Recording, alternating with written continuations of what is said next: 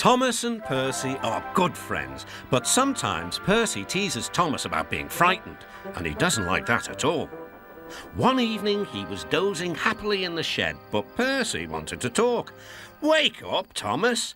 Are you dreaming about the time you thought I was a ghost?" "Certainly not. Anyway, I was only pretending to be scared. I knew it was you, really." Percy went on teasing him. "I hope the guard leaves the light on for you tonight." "Why?" asked Thomas. "I quite like the dark." "Oh, really?" exclaimed Percy. "I am surprised. I'd always thought you were afraid of the dark. I wonder why." Thomas decided to say nothing and went to sleep instead. Next day, the Fat Controller arrived. "I would like you to go to the harbour tonight to collect something rather unusual." "What sort of something?" "Wait and see." Percy was moving trucks into a siding. Henry arrived with his goods train. The signalman switched the points and Percy waited on the siding until Henry had steamed by. Then there was trouble. "The points are jammed," called the signalman. "I can't switch them back. The workmen will mend them in the morning. It's too late now." Said Percy's driver. "I'm sorry, Percy, but you will have to stay here for the night." "Where are you going?" asked Percy. "Home for tea," replied the fireman. Percy was speechless. He watched as the other engines went home to the shed.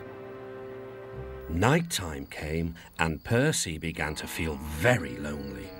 "Oh dear," he murmured, "it's very dark." Oh, what's that?" It was only an owl, but Percy didn't realise this. "I wish Thomas was here too," he sighed. Thomas was waiting for his mysterious load at the harbour. Suddenly, there it was. "Cinders and ashes," cried Thomas. "It's a dragon." "Don't worry," laughed his driver. "This dragon is made of paper. It's for the carnival tomorrow." Workmen lifted the dragon onto Thomas's low loader and put lights all around it for protection. Then Thomas set off into the misty night. Percy was asleep in his sidings and had no idea that Thomas was approaching him.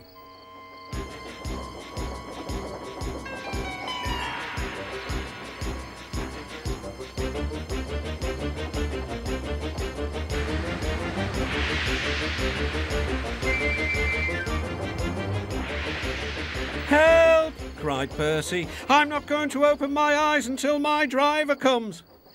Next morning, the points were mended and Percy puffed back to the junction.